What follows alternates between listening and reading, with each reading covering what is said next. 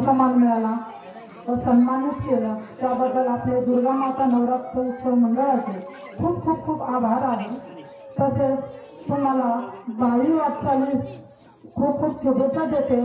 तसेच एक आवर्जून सांगेल, आज गेली 9 दिवसापासून आपल्याला उपवास आहे, म्हणजे अजून 2-3 दिवस बाकी आहे। पण माझ्या माता भगिनी आज कधीचोटपणे दुर्गा मातेची सेवा करतात, बंधू देखील सेवा करतात, याचा मला खूप आनंद वाटतो। आणि आपली खरोखर श्रद्धा दुर्गा मातेवर आहे। मला कुठल्याही प्रकारची कमी नाही आणि भासणारही नाही आयुष्यामध्ये। आमच्याकडून जेवढं होईल तेवढं सहकार्य आम्ही पुन्हा पाहिजे तुम्हाला करू आणि यापुढेही करणार आहोत। माझे तर आणखी खूप प्रयत्न आहे तुमच्या मंडळासाठी आणि मला आनंद देखील खूप वाटतो की खरोखर या ठिकाणी मी आज गेली 3-4 वर्षापासून येते।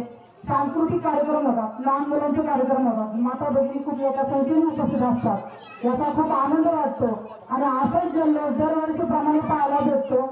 मला आज 2-3 ठिकाणी जायचं होतं, पण नाही, पहिलं म्हणलं आपलं गाव महत्वाचं आहे करंजी, मग नंतर भरपूर कोरेगाव चंदननगर या ठिकाणावर पण फोन आले, काल गेले होते, पण आज म्हणलं नाही, पहिलं आपल्या गावातच जायचं, पहिलं गाव महत्वाचं आहे आणि गावाचा विकास सर्वांगीण विकास हे आपलं कर्तव्य आहे। त्यासाठी तेच कर्तव्य आज करून तुमच्यासाठी आज या ठिकाणी आज आरतीचा मान मिळाला, त्यासाठी मी पुन्हा एकदा आपले खूप खूप आभार व्यक्त करते। तसेच माझ्या माता भगिनीला एवढीच विनंती करते की उपवास करताय फक्त सांभाळून करा व उन्हामध्ये आपण शेतकरी आहोत, यातही बांधवा रस्त्यात उन्हात जाताना शेतात काम करताना थोडंसं सावलीला बसत जावा, कारण आपल्याला उपवास असतो, आपल्याला चक्कर पण येऊ शकते।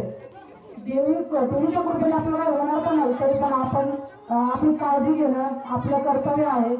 आणि पुन्हा एकदा मी आपल्या सर्वांचे खूप खूप आभार व्यक्त करते व मला आरतीचा मान मिळाला, आमच्या आपल्या राजश्री ताई त्यांनाही आरतीचा मान मिळाला, त्यासाठी मी आपले पुन्हा एकदा खूप खूप आभार व्यक्त करते व येणाऱ्या दसऱ्याच्या आपल्या सर्वांना खूप खूप शुभेच्छा देऊन या ठिकाणी थांबते। धन्यवाद।